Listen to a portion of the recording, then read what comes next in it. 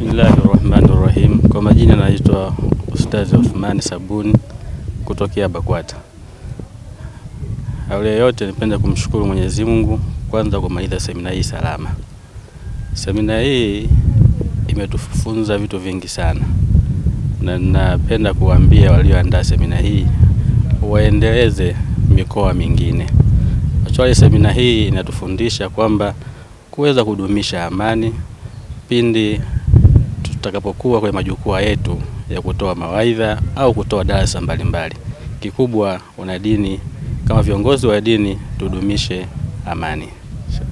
Ujumbe wangu kwa waandishi wa habari ni kumtanguliza tu Mungu mbele katika jambo hili. Kila jambo lazima utangulize dua. Pia taarifa zile za habari ambazo mnazichukua hakikisheni angalau kwa watu 10 kama ni sahihi ndio mzitangaze. Kwa jina naitwa Abdallah Khalid Ndede, ni mjumbe wa baraza la mashehe mkoa wa BAKWATA. Semina hizi ni muhimu sana na hasa katika kuelekea uchaguzi mkuu wa Oktoba 29. Kwa maana viongozi wa dini na waandishi wa habari ni daraja. Viongozi wa dini wana majukwaa yao katika makanisa na misikiti kuwapa taarifa nzuri sahihi waumini wao.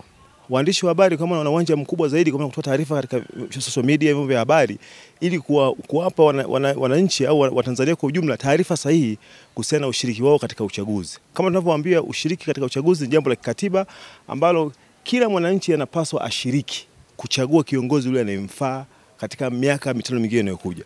Kwa semina hizi ni nzuri sana kwa sababu zinawahamasisha wananchi kujua umuhimu wao katika kuelekea uchaguzi mkuu, na hasa kubwa kwa waandishi wa habari na wananchi na viongozi wa dini na waandishi wa habari hasa katika kutunza amani. Kwa majina ninaitwa mchungaji Judith Ruben Sanga wa kanisa la Glory to God Miracle Mission Tanzania. Kwangu mimi binafsi ninaona ina faida kubwa sana kwa sababu kuna vitu vingi ambavyo nimejifunza hapo. Kwanza nilikuwa sijaelewa kwamba viongozi wa dini tunaweza tukakaa na waandishi wa habari.